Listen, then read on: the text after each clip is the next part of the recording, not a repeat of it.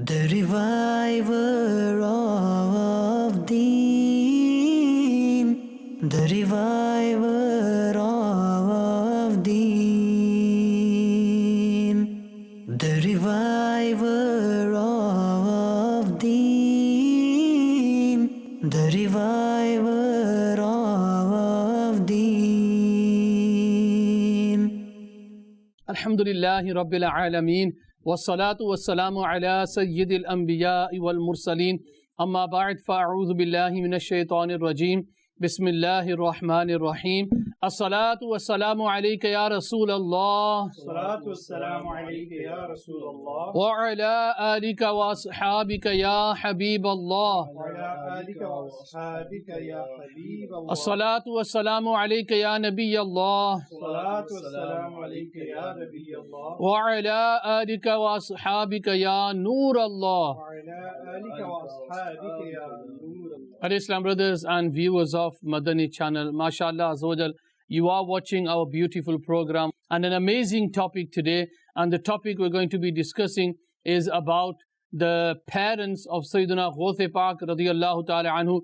And then, from their parenthood, what we can learn as parents and try to make a good upbringing for our children as well. You are watching our program, The Reviver of Deen. Inshallah Azawajal, we've got our blessed guests in the studio, Alhamdulillah Azawajal. Ji Harun bhai, mashallah, were you okay? Alhamdulillahi Rabbil Alameen. Mashallah, Jazakallah khaira. Ji mashallah Azawajal. We've got Tawfiq bhai on our left side. Tawfiq bhai, assalamu alaikum. Wa alaikum assalam wa How are rahmatullahi you, wa Madina? You barakatuh. okay? Alhamdulillah. Jazakallah khaira, mashallah. And we've also got our beautiful Shuaib bhai, mashallah, Kabina Nigran, alhamdulillah. How are you, Shuaib bhai? Alhamdulillah Rabbil MashaAllah Azawajal. Ji, alhamdulillah, we're all here. I hope you've left everything at the moment and you are going to be watching our program. And also, we've got our, at the end, we're going to have some beautiful words of wisdom of Sayyidina Ghaus Pak radiyallahu ta'ala anhu. Today, we're going to be learning another hadith of the Prophet sallallahu alaihi wasallam and try to see what we can learn from that. Ji, subhanallah, Harun bhai, you're sat on my right hand side. And it's we're going to start off with yourself, mashallah. Bismillahir Rahmanir Rahim. Ji Hafsab, as far as the life of Sayyidi Ghaus Azam radiyallahu ta'ala is concerned, there are very many beautiful lessons to be learned. But when one looks at the starting of this amazing wali of Allah Azza wa Jal, you have to look back at the blessed parents. Hazrat Sayyid Abu Sahil Musa Jangi Dost Rahmatullah alayhi, a very pious man, a wali of Allah Azza wa Jal, and a wali of such high standing that at the time, on the night that Sayyidi Ghaus Azam radiyallahu ta'ala was born, Aka Kareem sallallahu alayhi wa alihi wasallam was blessed them with a beautiful vision and informed them of the glad tidings, addressing him as Abu Saleh, Allah Almighty has granted you such a child who is a saint. He is my beloved as well as the beloved of Allah Almighty. His rank amongst the awliya and aqtab is like my rank amongst the prophets and messengers. This is how amazing it was. But today the topic you've chosen is a very beautiful one, because in the life of the parents of Hazrat Sayyidi Ghaus Azam radiyallahu ta'ala is a great lesson for us. Their Qibla Walid Sahib rahmatullah alayhi was a very pious wali of Allah Azza wa Jalla and a very great buzurg, and their walida, they were a very pious knees of Hazrat Fatima Zahra radiyallahu ta'ala, and the name was Fatima as well. And she was truly amazing in her piety, in her taqwa. When Hazur Sayyidi Ghaus Azam radiyallahu ta'ala was a young age, and they started to they went to the madrasa, and the Qari Sahib, or the person who was teaching them, told them to recite the Quran. They recited, you will remember, 18 paras of the glorious Quran. Now the the teacher was absolutely amazed by this. This is a young child who, I'm trying to teach Bismillahir Rahmanir Rahim to, and he has beautifully read 18 paras of the Quran. And when they stopped at para 18, the question that was asked was, Beta, why have you stopped here? And the answer is one that gives us a lot of lessons. Subhanallah. The answer was that I learned these glorious ayats of the amazing Quran when I was in the stomach of my mother. And because my mother was a hafizah of 18 paras, she would read those, and I learnt those while I was... MashaAllah. Some people might ask that, how is that possible? How can someone be born with 18 pare? And, the reason was that their mother was reading the Quran and he was listening to the Quran inside the stomach. Now, even science proves that when a woman is pregnant, the child inside the womb, he listens to the voices from outside. Ji Tawfiq bhai, let's take your stance. Bismillahirrahmanirrahim. Take my stance, mashallah. Our topic today is about the honorable parents of the Sultan of Awliya, Sayyidina Shaykh Abdul Qadir Jilani radiyallahu ta'ala anhu. And before I continue with this topic, I think it's important that as one of the objective of this lesson, if the viewers can take away and understand these some names which are very important, which are linked, very connected with the great personality of Huzur Ghaus Pak, and they are his honorable mother, his honorable father, and father-in-law. These three personalities, they have a huge role in the upbringing of the personality of Sayyidina Shaykh Abdul Qadir Jilani radiyallahu ta'ala anhu, and this could be understood from various incidents that took place at that time. Inshallah, if time permits, we will touch upon those incidents as well, inshallah. So these three names that I want our viewers to remember. Number one, the honorable mother of Sayyidina Shaykh Abdul Qadir Jilani is known as Fatima, daughter of Shaykh Abdullah Sawma'i rahmatullahi ta'ala alayhima. Okay. In some places it's written as Ummul Khair Fatima. Yeah, so her name is Fatima, her name is Fatima, and she is known as Ummul Khair. Fatima. In Arabic, we use the word Kuniya. Use the word Kuniya, but in easy terms, you can say she's known as. She's known as Ummul Khair, and her real name is Fatima, and her title is Amatul Jabbar. MashaAllah. So one key, it's not easy to learn too many Arabic words. At least if you can remember, her name is Fatima. It looks like we're back in class again. Subhanallah, sir. Fatima. Second, the honorable father of Sayyidina Shaykh Abdul Qadir Jilani is known as Abu Salih Sayyid Musa Dost, Jangi Dost. Again, if you want to break it down, Abu Salih is what he's known as, his kuniya. His name is Sayyid Musa, and his title is Jangi Dost. And Jangi Dost, if you look at, in fact, I'm going to come to that word again. But mother's name is Fatima, father's name is Sayyid Musa, and the father-in-law, the father of his mother, the Nana Jan of Sayyidina Shaykh Abdul Qadir Jilani, is called Sayyidina Shaykh Abdullah Sawma'i. Abdullah Sawma'i, with a Saad, Sawma'i. Rahmatullahi ta'ala alayhim. Now, if you, I want to go forward a bit. The name Jangi Dost, if you just look at the word, literal meaning, Jangi Dost means a war friend. Someone you made friends with in a war. But how does that come along with this great personality? What does it mean? Where does it come from? Subhanallah, if you look at the books on the biography of Sayyidina Shaykh Abdul Qadir Jilani, it mentions that once his honorable father, his father was known for his piety. He had a huge passion to invite people towards goodness and to prevent people from evil, to such a level that he wasn't afraid of anyone. He wasn't afraid who's there. Even if it's like a ruler, a king, someone of authority, if he sees something wrong, he's there to stop it. He would stand up for the truth. He would stand up for the truth. MashaAllah, he had that courage. Subhanallah. And I want to give you a glimpse of that first.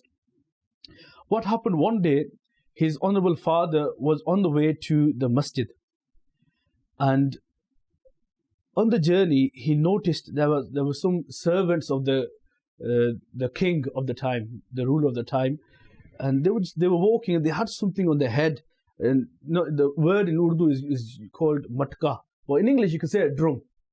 So each of them had a drum on the head, and this drum was basically filled with alcohol. And these servants, they were heading towards the castle of the palace of the king, and when Sayyid Musa rahmatullahi alayhi saw this, he was really annoyed. He felt really angry. Was the king a Muslim as well? Yeah, the king was a Muslim. Okay. The king was a Muslim as well.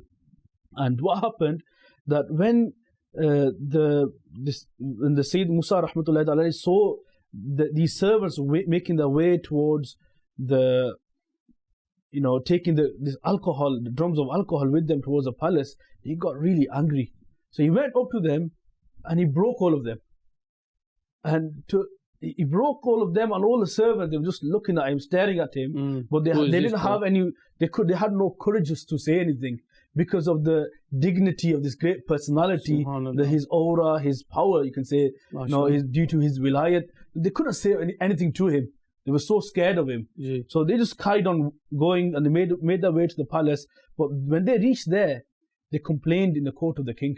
They told him, this person known as Sayyid Musa, he broke all these drums. So the king was really annoyed. He ordered, bring Sayyid Musa here in my court. And when the message reached to the honorable father of Sayyidina Shaykh Abdul Qadir Jilani radiyallahu ta'ala anhu, he went to in that court in the palace, and there the king said to Sayyid Musa rahmatullahi ta'ala alayhi that, could you explain why did you destroy the words are, why did you destroy the hard efforts of my servants? And subhanallah, he replies with the beautiful words. He says, I am a muhtasib. Muhtasib, you can literally translate it as the one who takes accounts. Right? In modern terms, you could say someone of authority. Yeah, I'm the one who has authority, or I have been given power. Yeah. So I am a muhtasib, and and I take account. So I saw this wrong. That's why I broke them. And subhanallah, the king is looking at Sayyid Musa and he's saying, who gave you the authority? Yeah. And the reply was so powerful of Sayyid Musa, rahmatullahi ta'ala, he says that the one who gave you the power has given me the power. Subhanallah. Yeah? He has made me the muhtasib, which is Allah, the Rabb. Yeah? And as the king heard these words, he trembled. Yeah, it says in the books that the king put his head on his knees, and he just stayed there for a moment. And later on, he lifted his head and said to Sayyid Musa rahmatullahi alayhi, "O Shaykh Sayyidi, could you explain to me what was the wisdom behind this? So why did you break the drums?" And Sayyid Musa rahmatullahi alayhi replied, "I broke these drums for your betterment, as a kind gesture towards you, to save you from the humility and destruction of the dunya and the akhirah." Because there was alcohol inside. There was alcohol. Obviously, drinking the alcohol, that would cause him a lot of harm, from the dunya point of view and the akhirah as well.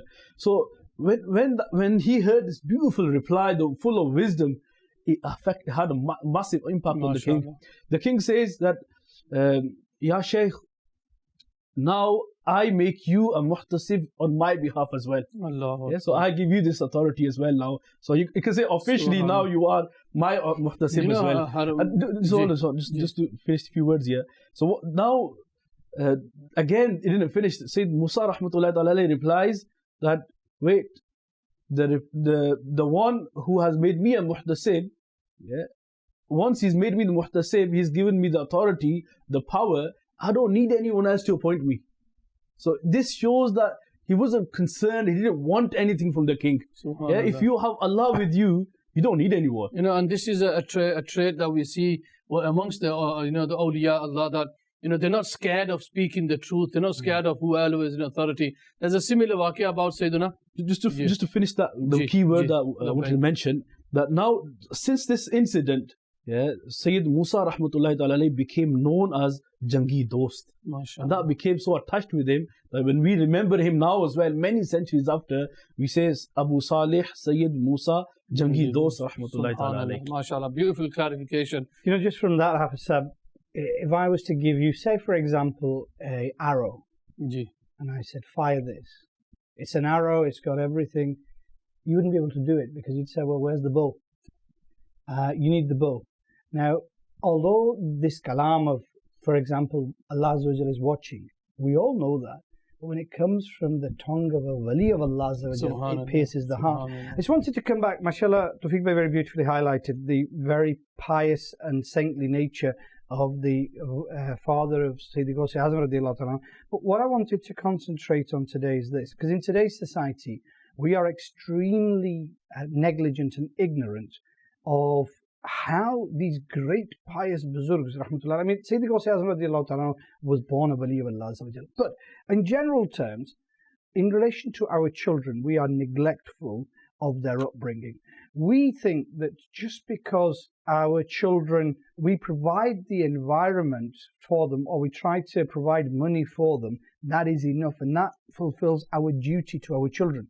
Now, a lot of people, they talk about the rights of parents, and no doubt the glorious Quran testifies to the rights of parents. But at the same time, as parents, we are under a fundamental obligation to our children.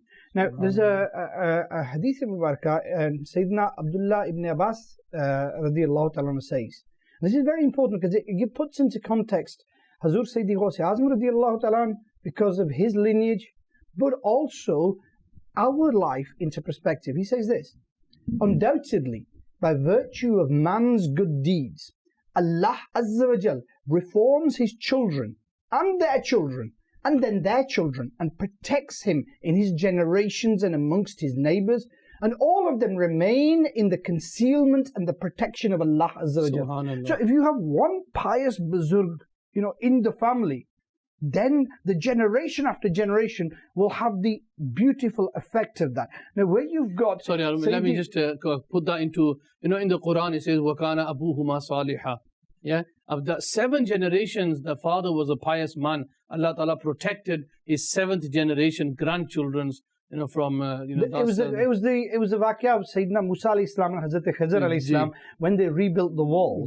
And, Hazrat Musa alayhi salam, when Hazrat Khizr alayhi salam explained, one of their pious predecessors, a Buzurg, had left the treasure. Now, the important point here is this.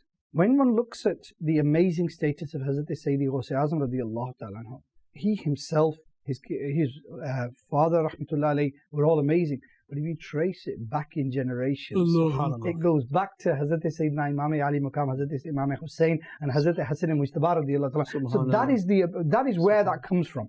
Now, from the father's side, the lineage goes up to Sayyidina Imam Hassan radiallahu ta'ala. MashaAllah. So he's Hassani from the father's side, and he's Husseini from the mother's and that's side. why, and a lot of these great saints, if you look at their biographies, they are Hassani, Husseini, Sayyids as well. Now, just coming back to the point I was making, the pious scholars of Deen write that the first school for a child, we think of primary school, madrasa. Nursery. No. Nursery, no. The first school for a child is the home. MashaAllah, the mother's lap, as they say. The mother's lap. Then the first teachers are the mother and father. Those are the first teachers. Now, what we tend to do is think, okay, we want our children to be pious, but we don't want to be pious. We want our children to be namazi. We want them to pray 5 times a day, but I won't pray. We want them to read the Quran every day, and that doesn't work.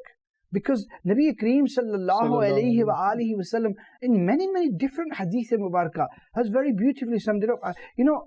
There's a glorious ayat of the amazing Quran that, translation from Ghazul Ilman, save yourself and your families from the fire.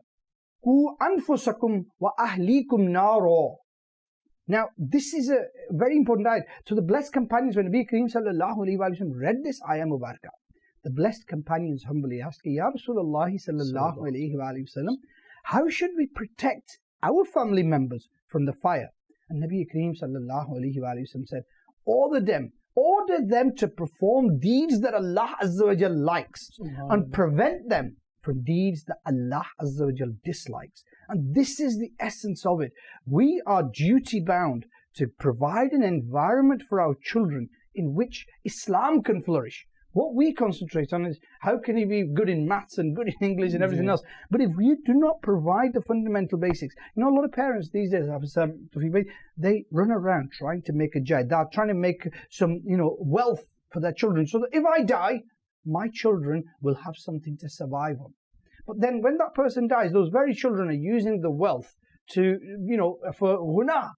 So, but on the opposite front, those people who've not worried about what wealth they're going to leave the children, but have given them a pious upbringing so that their children are reading namaz every day, their children are praying the Quran, and they are the successful. A lot of parents are worried about, their children, their marriage, their home, their worldly education. But what we need to understand is, what about their Islamic education? And then, not always, but majority of the time you'll see that those who are just in the worldly education, when they grow up, they're the ones who will turn against the parents, go against them. Very rarely would you see a Hafiz-e-Quran and Alim-e-Deen not love his parents. But you'll see, so many times, I've met with people, mashallah, you guys have as well. So many parents have come, "Oh, putra doctor da bani gaya, akal ko nahi sahi." But you mentioned marriage, yeah? A lot of us are worried about where we're going to get 70, 80 grand from a daughter's wedding, right? That's it, isn't it? We've got to book a hall, we've got to book the fancy cars, we've got to have the 5-course meal,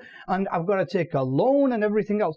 But how, all the effort we put into these weddings and everything else, and all the worry and the dahej and everything else, the dowry, how much worry have we put into the character of your daughter? You know the famous waqia. If we had put that effort in the character, we wouldn't have worried about this. We wouldn't worried about this. You've heard the famous waqia about Sheikh Kirmani rahmatullah alayhi, and the king of the time, his daughter was beautiful, and the king of the time sends a message that I want to marry your daughter. And the great Sheikh leaves home. He goes looking in search of a rishta, and he goes into a mosque, and he sees a pious young man praying salah. And he says to him, "Are you married?" He says, "No," but he says, "I'm extremely poor." He says, "That doesn't matter." So he asks, "You want to marry my daughter?" They arrange that, and it's a long story, but he gets married. But he says to him, "Look, will your daughter be able to survive with me? Because I am very poor. I don't know where the next meal's coming from." And so they get married, and she comes to the house, and when she comes in, there's a piece of roti there. And she says, "What is this?" And he says, "Well, this was the meal from yesterday. I saved this for my next meal, because I survive on the bare minimum, and I saved this." She said, "I can't stay with you." She said, "I told your father you would not be able to stay with me because I am very poor." She goes, "No, it's not because of your lack of wealth that I'm going. It's because of your lack of tawakkul upon Allah Azza wa Jal. You ate one time and you saved it for the second time. You don't have tawakkul on Allah Azza wa Jal. I can't survive with you." Look at the upbringing that this wali of Allah Azza wa Jal gave his daughter. Now, if you have daughters who have that upbringing, you don't need to spend 100 grand on the wedding. You just do the nikah and watch the beautiful outcome. There was an incident where I went to a wedding, and I was reading the nikah myself, and we read the nikah, and then I said to the father that please, there shouldn't be anything told to Makkah, nothing like that. I want to do the nikah. If there's any food, we'll eat, or else then I'll walk away. And they said, "No, Hafiz sahab, bada bandobast kita hua." So we were there, after the nikah. As soon as we sat down to eat, all hell breaks loose, as they say. So I was looking for the father. And he was there hiding away, so I got him. I goes, "Aisab, what's all this about?" He goes, "Oh, kya kar raha hu, bache nahi bujne." So the thing is because you didn't bring him up according to the Sunnah. That's why you're seeing this. One today. of the lessons we learn from the parents of Sayyidina Ghaus radiyallahu ta'ala anhu is that, we touched upon upbringing of your children. But what about the parents themselves as an individuals? Look at the taqwa, look at the piety, the modesty, the tawakkul, the fear of Allah, the parents of Sayyidina Ghaus radiyallahu ta'ala anhu possessed. Now, just briefly, if you look at the apple incident, the story of the apple, at the beginning, we see that Sayyid Musa rahmatullahi ta'ala alayhi, the honorable father of Huzur Ghaus Pak, he was standing next to a river bank. He was there, and he was in a state of qana'at, extreme hunger. So what was that? The extreme hunger. This is a sign of piety, taqwa. He's going against his wishes, his desires. He's crushing his desires. So he's in the state of qana'at, which is like a huge sign of the pious people. That's one. The next step, he looks at the apple that was flowing down, and due to the extreme hunger, he picked it up and ate it. But instantly, what does he do? He remembers, "Oh, this apple I've ate, I don't know whose it is. I don't know who's the owner. I have not taken the permission." So this gives us a lesson of huququl ibad, the rights of people. So now, just to get his, this incident, according to him, it's a high level of piety that according to him, this was belonged to someone else. Now I have to ask for forgiveness from the owner. So just for the sake of getting forgiveness from the owner, what does he do? He travels so above that same riverbank and finds a particular orchard or a farm. What was it? Orchard, you can say it. I was looking for a word. Fruit farm. Yeah, fruit farm or orchard. He finds that, and he feels that this is probably where the apple came from. So according to his assumption, he went there and he found the owner, Abdullah Sawai rahmatullahi ta'ala alayhi. And what does he say at that time? He says, look, Huzur, I found an apple somewhere, but I feel this belongs to you. And now I've come here to ask for forgiveness. Please forgive me. And the Buzurg, he realized this is not a normal person. This is a gem. This is someone very, very special, valuable personality. I can't get rid of him. I need to find a way to keep him. So what does he do? He says to Sayyid Musa rahmatullahi ta'ala alayhi that I want you, if you want me to forgive you, I have two conditions. Number one, you have to stay with me and you have to look after this farm, the fruit garden for at least 12 years. Second, I have another condition, but I will tell you later. Yeah. So these are two conditions that he put forward. What for? Not for to give him, £1 million or something. What was it for? So that I'll forgive you. Yeah. And look at the simplicity or the ikhlas, the sincerity of Sayyid Musa rahmatullahi ta'ala alayhi. He was ready not just to spend them 12 years. If he had to spend the whole life, he was ready, mentally prepared. I'll do that so that at least if the owner can forgive me for my mistake. Yeah. This shows a huge importance that they give to the rights of people. Look at us as parents. What do we do? We're going to look at that, inshallah, after a beautiful kalam by Shuaib. We're going to continue with the topic, inshallah. صلوا على الحبيب صلى الله تعالى على محمد صلى الله تعالى عليه وآله وسلم صلى الله عليك يا رسول الله وسلم عليك يا حبيب الله واہ کیا مرتبہ غوث ہے بالا تیرا واہ کیا مرتبہ غوث ہے بالا تیرا واہ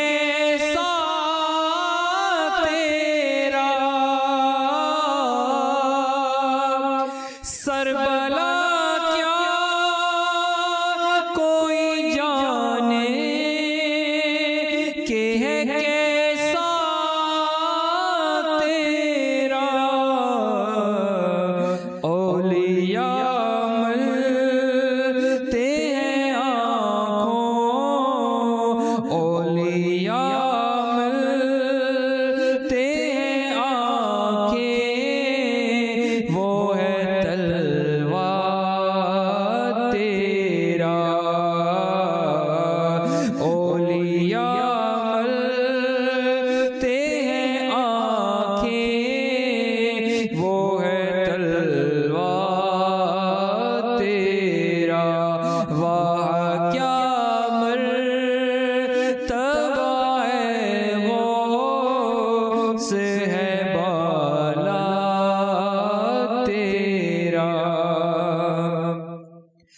قسمیں دے دے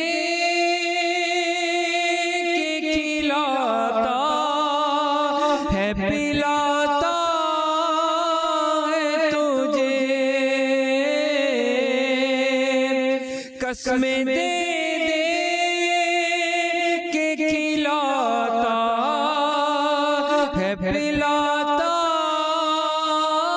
ہے تجھے پیارا اللہ تیرا چاہنے والا تیرا واہ کیا مرتبہ ہے غوث ہے بالا تیرا کیوں نہ قاسم ہو کہ تو ابن ابی قاسم ہے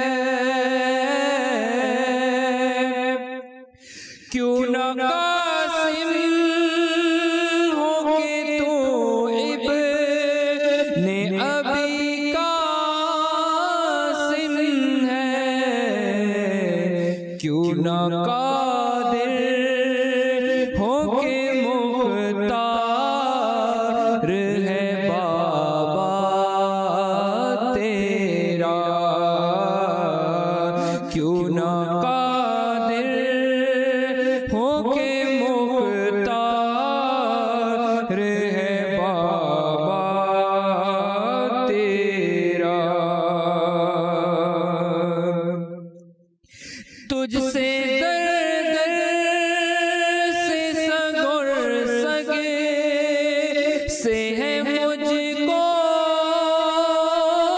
نسبت تجھ سے در در سے سگور سگے سے ہے مجھ کو نسبت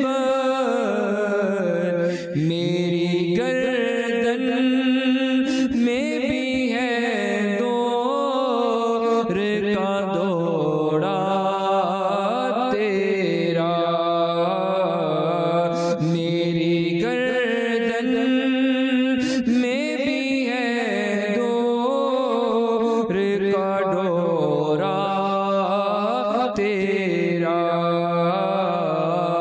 واہ کیا مرتبہ ہے غوث ہے بالا تیرا فخر آقا میرا اور بھی ایک نظم رفیع چل کھالا اتنا خوانوں میں چہرہ تیرا واہ کیا مرتبہ ہے غوث ہے بالا تیرا اونچے اونچوں کے سروں سے قدم آلا تیرا. Dear Islam brothers and viewers of Madani Channel, you are watching our program, The Reviver of Deen. We're on the last few minutes of our first segment today. Just one last thing, Harun bhai, on the parents of Sayyidina Ghaus Pak Rahmatullah alayhi, we're also going to show their Mazar Pak as well today, because we're going to be talking about, inshallah, we're going to be watching their Mazar as well. When children get older and parents get older, the last thing that anyone wants is their children to go away from them. Now, can you imagine Sayyidina Ghaus Pak Rahmatullahi Ta'ala goes to his mom and he goes that I want to go to Baghdad and study. And it says that his mother, she gave him 40 gold coins. And she said, my son, then that's another story. But that words, the way he says that when she, Rahmatullahi Ta'ala alayha, she gave these 40 gold coins, she said, my son, I've got an advice for you. I'm not going to stop you. Go and study. But I've got an advice for you. Always speak the truth. And she says, may Allah be with you, who is the helper of you, who is going to be your helper and your protector. Now, can you imagine that these mothers, they had so much love for the Deen that she knew that there was no one behind now. She's going to take care of herself, and she let her son go to Baghdad Sharif to study. You see, Nowadays, what parents do is, don't go. When it comes to the Deen, we don't want our children to go. When it comes to the dunya, we'll send them anywhere in the university. Madani Kafla or going to Baba Medina for a week, can't go, but go on a business trip, puttur jaldi kar. But no, you see, there is an element here that's important to understand. In the upbringing of children, there is a physical effort that you have to make. But there's also a spiritual side. Now, some people are lost with both of them.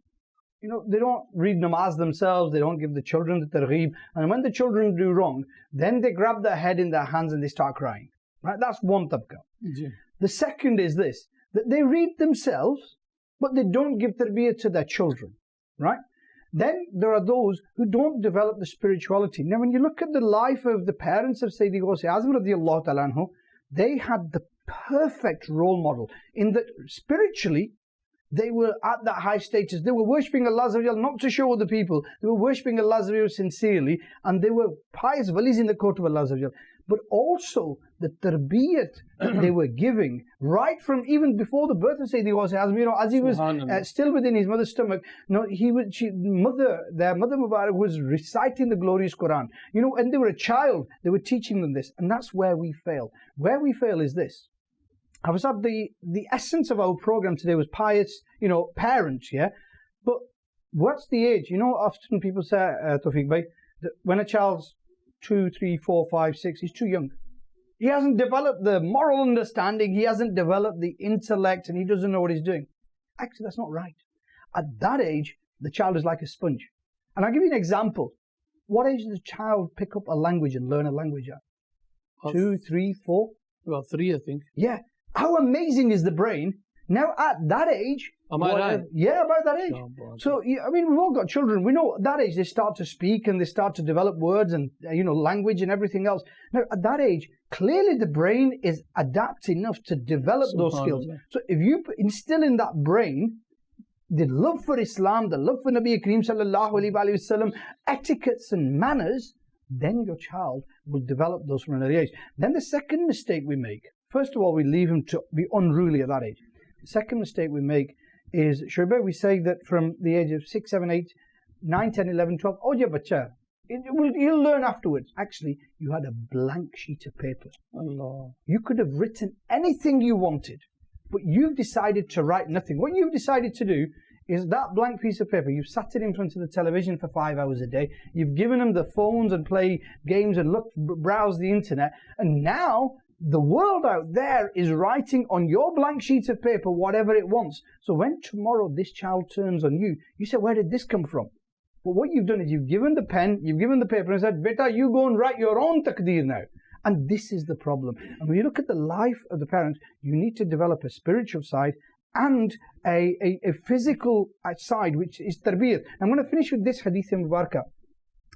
Two hadith mubarakah. Nabi Kareem sallallahu alayhi wa sallam said, it is the right of a child upon his father to give him a good name and teach him good manners.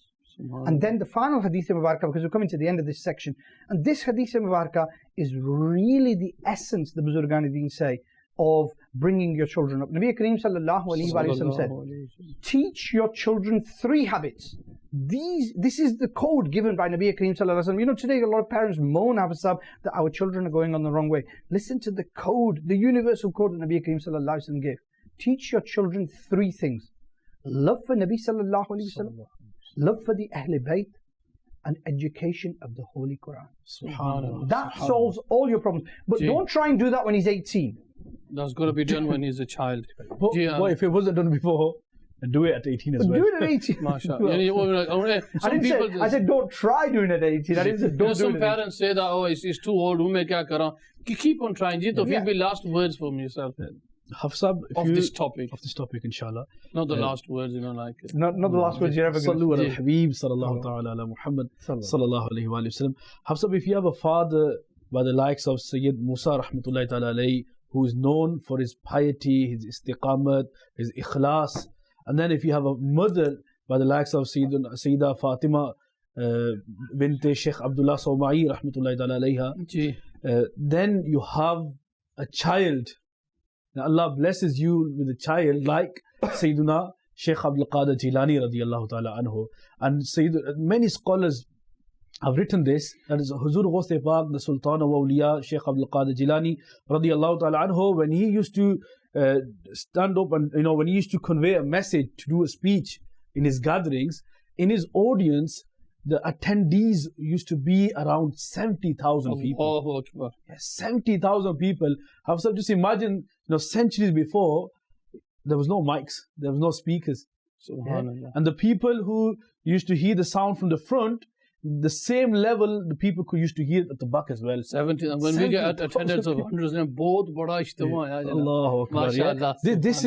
This shows the importance of the role of parents and their piety, which has an impact on their children. So us as parents, and if you're not married, you will inshallah in future get married. This is the time where you need to focus on your own personality, develop your Islamic side as well, and become a pious Muslim.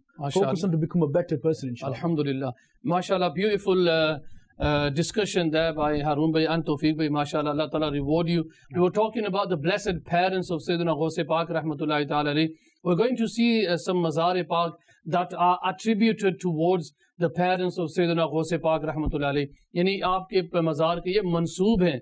Only Allah Ta'ala knows best, but inshallah, let's look at the mazars, inshallah. You'll see them on the screen, inshallah, azza wa jal, very soon. That is the Mazar-e-Pak that is attributed towards Sayyidina Sheikh Abu Salih Musa Jangi Dost. That's in Jilan Sharif in Iran. And the other Mazar-e-Pak we're going to see is this mazar is of his blessed mother. Mansoob is attributed to her, Hazrat Sayyida Ummul Khair Fatima radiyallahu ta'ala anha. That is the mazar that is attributed towards her. May Allah Ta'ala bless their souls and for giving this ummah such a great wali of the entire time, as they say, until Qiyamah, mashallah. Jazakallah khaira. Dear Islam brothers and viewers of Madani Channel, I hope you like these Mazar-e-Pak, and inshallah, may Allah Ta'ala give us the blessing to travel to these beautiful places and gain blessings from them. Now, inshallah, this brings the end of our first segment. Are you guys ready for the next segment? If you check your mobile phones, I didn't make no printout because we need to cut down on the carbon footprint. So I thought, we're not going to print out any papers. We'll send it to you. I'm sure 3 pieces of paper wouldn't have made a difference. I need to cut down on printing by 2035 to a minimum. So inshallah, I've sent you the messages. You've had it 5 years. Next program, inshallah, segment, let's go towards that. Sallu ala al-Habib, sallallahu ta'ala ala Muhammad wa ala alihi wa sahbihi barik wa sallim. The next segment is where we're going to learn a very beautiful hadith of the Prophet sallallahu alaihi wasallam. Sallu ala al-Habib, sallallahu ta'ala ala Muhammad sallallahu alaihi wasallam. Let's see what we've got on the screen. Which hadith are we going to be learning today? Kallani hadith, Shuaib bhai, what was the hadith of yesterday? Tawfiq bhai? Innamal a'malu bin niyyat. MashaAllah. Innamal a'malu bin niyyat. Subhanallah. Today's hadith-e-Pak, Tawfiq bhai, if you can make us go through that as well, what we're going to learn today. Today, inshallah, we're going to learn another phrase from the hadith-e-Pak. MashaAllah. And it's very easy to learn. Let's practice it together, inshallah. La taghdab. Law تغضب law تغضب law تغضب law تغضب law تغضب. It's only a very small phrase, yeah? Law تغضب. What does it mean? Don't be angry. Very easy. But because it's small, I want to explain something else very important for the viewers in particular. That although it's only one word, law تغضب, but if you look at it, those people who don't know how to pronounce it, they can make 3 common mistakes here. One of them is, instead of saying la, they say la. La taghdab. La. So the actual word, the actual pronouncing is la. It's alif madda. Yeah? La. So reading la is wrong. Yeah. Then those individuals who can't say ghain properly, what do? They pronounce it like g. Ghain. Tag. Tag. That's wrong pronunciation. Then you have dad. Instead of dad, they pronounce it like D. Dal Yeah. or dal as well. Or they pronounce it like Dal. Dal, Yeah. yeah. Either they'll say Taghdab or they'll say Taghdab. Tag, Yeah. I can't say. Yeah. So if you look at it, it's only a small word or small Ji. short phrase. Yeah, La Taghdab. Even in this, there's a potential to make 3 mistakes, and they could change the meaning of the phrase. Ji. And this is just a glimpse. If those individuals who do not pay attention to their Arabic recitation, they don't learn the essential tajweed, then they're in more danger of making mistakes that will affect their namaz. Beshak. So But because this is a hadith, you're talking about the Quran, aren't you? That, but you can imagine that if you make these mistakes, okay, hadith Pak, we shouldn't be reading that wrong as well. Even the thing is, where you're coming from now, the rules of tajweed and for example, ghunna and ikhfa, making something long, etc. These are specific for the recitation of the glorious Quran. However, as far as the pronunciation is concerned, you have to pronounce the words of hadith Pak correctly, even as a language as well. If you speak Arabic language and you're saying these words, you don't want to say it wrong, do you? If you say it wrong, it'll have totally different meaning. Yeah. So you can't make the mistakes. The 2 big major mistakes that you cannot afford to make, even if it's not in the Quran, if it's just generally in Arabic language, one of them is you can't afford to pronounce letters wrong. Ji. You have to pronounce the letters correctly. The second side is that the zabar zair pesh. MashaAllah. You have to read that correctly. For example, here was la taghdab. You can't say la tughdab. Yeah, you have to read the i'rab, the vowels properly, inshallah. MashaAllah. Just from the Hadith Mubarakah point of view, Sayyidina Abu Darda radiallahu ta'ala said, I humbly asked in the court of the beloved Habib sallallahu alayhi wa sallam, please inform me of such an act that will take me to Jannah. Nabi Kareem sallallahu alayhi wa sallam replied, La taghdab wa lakal Jannah. Okay, do not get angry, the Jannah is for you. MashaAllah. That's a very beautiful hadith Pak. So that's 2 hadiths that we've learned. إِنَّمَا الْأَعْمَالُ بِالنِّيَّاتِ and La taghdab.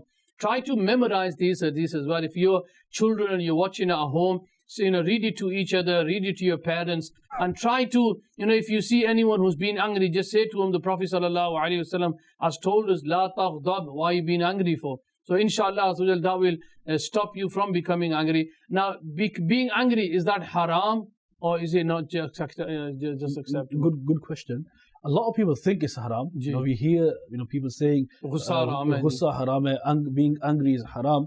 In reality, it's not. No. You can't say it just generically, because the rule is that love and hate is for Allah. So if you love someone, you love for Allah. If you hate someone, you hate for Allah. For example, love is very common, isn't it? You should be nice and kind with everyone. But why do you have to hate something? But I'll give just a few examples. One of them, as a Muslim, we have to hate hellfire. Yes, that's something that's going to keep us away. Our hate inside of the hellfire will keep us away from the bad acts. MashaAllah. Second, as a Muslim, we have to hate shaitan. Shaitan is the open enemy. It's like they're saying, you either please Rahman or you either please shaitan. So we want to please Allah Ta'ala, not the shaitan. So we, as a Muslim, we have to hate shaitan. MashaAllah. And the third part is generally have hatred for sins. Be it major sins, be it disbelief. We have to have hatred in our heart of these certain acts. And also, why are they? They're there because Allah Ta'ala does not like these. MashaAllah. And for the viewers and the parents and the children that are watching at home, if anything does happen at home, don't be angry. Sit down, think about the situation. Sometimes, if it's the father, the roti's not made properly or something's not gone according to what you wanted, there's no point shouting your head off it, because nothing's going to get better by shouting. If you're Hafsa, being angry is part of nature. That will happen. In your life, many incidents will occur that they will really make you hot, they'll make you anger. But the thing is, how do you react to it? That is the key part. So one tip that I want to suggest today is that whenever you are angry, don't respond to anyone. Just if it's a voice message, if it's a text message, if it's you're seeing someone in front of you, don't confront that individual when you're hot, when you're angry. Cool down. Just move away from that individual, or just put your phone away, put it to silent, or something. Come back to it 4 or 6 hours after. Then reply to whatever you need. Sometimes you see people, they've been angry at home, Ponde Paniure, they've done so much. I'm feeling about it, and they're Shukara mi Husakuni, you know, they've done every bad thing that they could do, and the Husani. Islam brothers and viewers of Madani Channel, some homework for us as well, inshallah. Try not to be angry at home, try to look at the situation. And read this hadith, La taghdab, La taghdab. Read it a few times, memorize it. In the last segment, inshallah, we're going to start. Sallu ala al-Habib, sallallahu ta'ala ala Muhammad. The last segment, mashallah, Harun Bhai gives us a beautiful word of wisdom from Sayyidina Ghaus Pak, rahmatullah alayhi. But we started yesterday from Revelations of the Unseen, a very beautiful book by Sayyidi Ghaus Azam radiyallahu ta'ala anhu, which the pious predecessors and the Buzurgan Deen save for special moments because it's got so much depth in it. Now, the discourse, the lecture for today, yesterday's was quite short, and we kind of expanded into what Sayyidi Ghaus radiallahu ta'ala was referring to. Today's lecture is complete in itself. It is so beautiful, and it's such an amazing journey that within this text, everybody will be able to find who they are. Because Sayyidi Ghaus radiallahu ta'ala first deals with the common man and his issues, then those who are on the spiritual path, those who are on enlightenment, and those who have gained great status. So it's an amazing journey. So I want you to listen carefully. The third discourse. And he, Allah Almighty, said, when the servant of Allah Azza wa Jal is in the grip of a trial, he first tries to escape from it with his own efforts. And when he fails this, he seeks help from others amongst men such as king and men of authority, people of the world, men of wealth, and in the case of illness and physical suffering, the physicians and doctors. But if he escapes not from these, then he turns towards the Creator and the Lord, the Great and the Mighty. And he applies to Him with prayer, humility, and praise. So long as he finds resources within his own self, he does not turn to the people.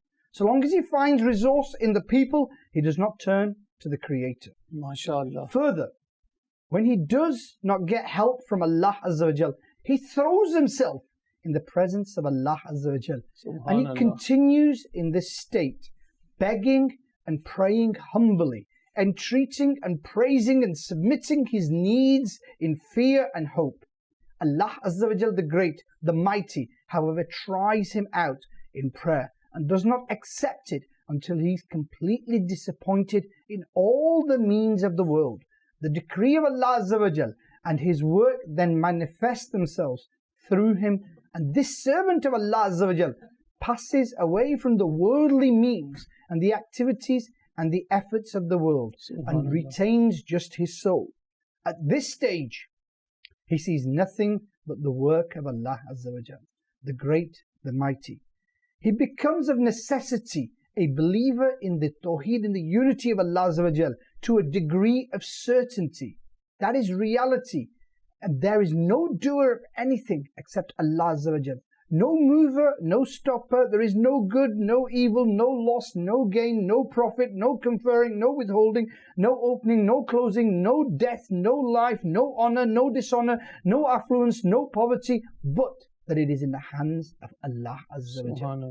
Then he becomes in the presence of Allah Azza wa Jal, such as a suckling baby in the hands of a nurse, a dead body in the hands of the one who gives it the funeral bath, as a ball that is hit about by players, kept revolving from one position to another, from one condition to another, until he feels no strength, either in his own self or in anything else. His movements are thus whatever his Lord wills. Thus he vanishes completely from his own self into the work of his Master. He sees nothing but his Master and his work. He hears nothing and understands nothing except for the will of Allah. If he sees anything, it is Allah's work. If he hears anything, it is Allah that has provided this. If there are words, they are the words of Allah. If it is knowledge, it is the knowledge of Allah. He is gifted with gifts from Allah Azza wa Jal. He gets nearness to Allah Azza wa Jal. He becomes decorated and honored and pleased and comfortable and satisfied with the promise of Allah Azza wa Jal, which draws him near to the Creator. And he feels aversion for it, as he is repelled from the world close to his Lord. His desires he does not rely upon. The remembrance of Allah Azza wa Jal is established in him. The great Allah Almighty then blesses him, and he relies upon Allah Azza wa Jal to gain guidance. He then clothes and dresses him. Allah Azza wa Jal clothes and dresses him in the light of his knowledge and his appraisal, and his knowledge and the secrets are revealed to him. Allah Azza wa Jal blesses him with the power, the hearing, and the remembrance of Allah Azza wa Jal, the Great, the Mighty. And then this person offers thanks and praises Allah Azza wa Jal and takes to prayer in the court of Allah Azza wa Jal. MashaAllah. An amazing journey. Subhanallah. Can you explain that in easy words for the viewers? For mashallah, Basically, in the first paragraph, what Sayyidi Ghaus Azam radiallahu ta'ala anhu is saying is that the normal person, when he's afflicted with a difficulty, he'll try and solve it himself. When he can't solve it himself, he'll turn to the wealthy, the doctors and everybody else. And when they can't help him, then he turns to Allah Azza wa Jal. And then for a short moment, Allah Azza wa Jal doesn't solve his problem. And then he becomes more sincere in the court of Allah Azza wa Jal. He really just leaves everything. And he says, Ya Allah, I've got nobody else to turn to. You are my creator. You are my helper. And he totally throws, he becomes sincere and true in his worship. Then in the next stages, he says that, Sayyidi Ghaus Azam radiallahu ta'ala says that these are people of higher rank. They then lose their self. Once they get to that stage, we all get to that stage where we go through this problem, we'll turn to Allah Azza wa Jal, the problem then solves by the mercy of Allah Azza wa Jal, and we go back to the worldly life and we forget it. And sometimes we attribute the problems to my intellect, my skill, my great standing. But what Sayyidi Ghaus Azam radiallahu ta'ala is showing us is the true believer. At that stage, what he does, he says, no, this is truly a path that Allah Azza wa Jal has put me on. Just the zikr of Allah Azza wa Jal, just the pleasure of Allah Azza wa Jal, just acting in accordance with the Quran and Sunnah. And these people's life is so focused, and that's when the biggest calamity can befall them. If they're teaching the Hadith Mubarakah and their son passes away, they say, Tika, you go bury him, I'm busy teaching the Hadith Mubarakah. Because they reach that amazing state in the court of Allah Azza wa Jal and His beloved Habib Sallallahu Alaihi Wasallam, to the end that what Sayyidi Ghaus Azam radiallahu ta'ala says, that it's that Hadith Mubarakah we quoted yet, where a person moves in my court to such an extent that Allah Azza wa Jal says, I become his hands, I become his eyes, I become his feet, I become his ears, all these things. And that's the stage, that the journey of this amazing believer. Now, unfortunately, we fail at the first journey, but the great walis of Allah Azza wa Jal. And what Sayyidi Ghaus Azam there, if we fully understand this, they say, Samundur ko kuze mein band kar diya. Sayyidi Ghaus Azam radiallahu anhu has described the spiritual journey there in a few paragraphs, which perhaps the ordinary person would take books to write. Jazakallah khairah, my dear Islam brothers and viewers of Madani Channel. Maybe Allah Ta'ala will inshallah Azza wa Jal change our destiny for the betterment and also change our lives as well. This is why we have these programs, so that we can, as a family, learn about these great people who were there before us. And just think to yourself that if these people can do it, inshallah, if we try hard, then no doubt we can do it as well with their blessings. May Allah Ta'ala reward you. Jazakallah khairah for watching. Take care of yourself. Keep watching Madani Channel. Sallu ala al-Habib. Sallallahu ta'ala ala Muhammad. The reviver of Deen, the reviver of Deen, the reviver of Deen, the reviver